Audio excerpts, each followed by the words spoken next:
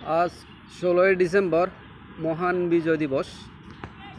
এই দিনে দেশকে স্বাধীনতা দেওয়ার জন্যে, দেশকে বিজয় করার জন্য যারা শহীদ হয়েছেন, যারা পঙ্গুত্ব বরণ করেছেন, আমরা সবাইকে স্মরণ করছি।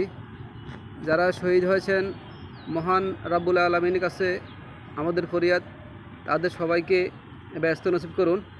যারা পঙ্গুত্ব বরণ করেছেন এবং বিভিন্ন ধরনের শারীরিক সমস্যা হয়েছে, তাদের সবাইকে আল্লাহ রাব্বুল আলামিন সুস্থতা দান করুন।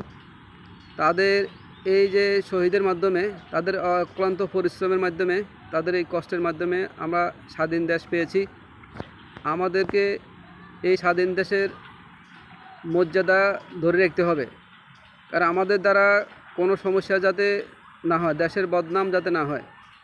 ক্ষমতাতে ভালো এবং খারাপ আমরা বুঝি না, যেই ক্ষমতায় আসুক আমরা চাই দেশের সার্বভৌমত্ব যিনি রক্ষা করবেন, যিনি দেশের সার্বভৌমত্ব রক্ষা করে দেশ পরিচালনা করবেন, আমরা সবাই তাদের সাথে আছি। কারণ এই অনেক কষ্টের বিনিময়ে দেশ স্বাধীন হয়েছে। এটা যাতে কোনো কারণেই সমস্যা তৈরি না হয়, সে দৃষ্টিকোণ থেকে আমাদের সবাইকে ভালোভাবে নজর দিতে হবে। আমরা যারা যে এখানে কাজ করি না কেন, এই স্বাধীন দেশের ভিতরে আমরা কেউ ব্যবসা করি, কেউ চাকরি করি, একজন এক একভাবে আমরা কাজ করছি দেশ স্বাধীনতা পাওয়ার পরে। দেশ যদি স্বাধীন না হতো আমরা এগুলো কিছুই করতে পারতাম না। সুতরাং আমাদের দায়িত্ব হচ্ছে দেশের কোনো বদনাম যাতে না হয়, দেশের সার্বভৌমত্ব রক্ষা আমাদের সবার দায়িত্ব। শুধুমাত্র সরকার যিনি আছেন উনি দেশের রক্ষা করবেন সেটা না, আমাদের ব্যক্তিগতভাবে প্রত্যেক নাগরিকেরই দায়িত্ব দেশের ভাবমূর্তি যাতে রক্ষা হয়, কোনো বদনাম যাতে না হয় সেদিকে আমাদেরকে খেয়াল রাখতে হবে। আমরা যারা ব্যবসা করি আমাদেরকে খেয়াল রাখতে হবে, যারা চাকরি করি আমাদেরকেও খেয়াল রাখতে হবে। যারা আমরা ফেসবুক এবং ইউটিউবে আমরা কাজ করি, আমাদের দ্বারাও যাতে দেশের কোনো বদনাম না হয়, আমাদেরকেও সেদিকে খেয়াল রাখতে হবে।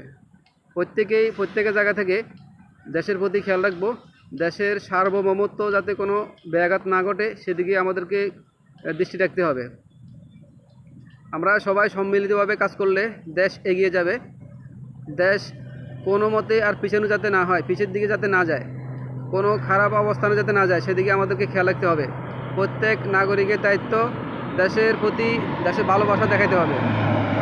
এটা আমাদের প্রত্যেকেরই দায়িত্ব, আমাদের প্রত্যেকের কর্তব্য।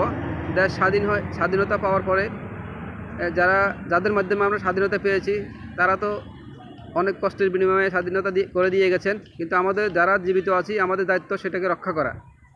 সবাই সব জায়গা থেকে প্রত্যেকের অবস্থান থেকে আমরা চেষ্টা করি দেশের সার্বভৌমত্ব রক্ষার জন্য। সবাইকে ধন্যবাদ। আসসালামু আলাইকুম।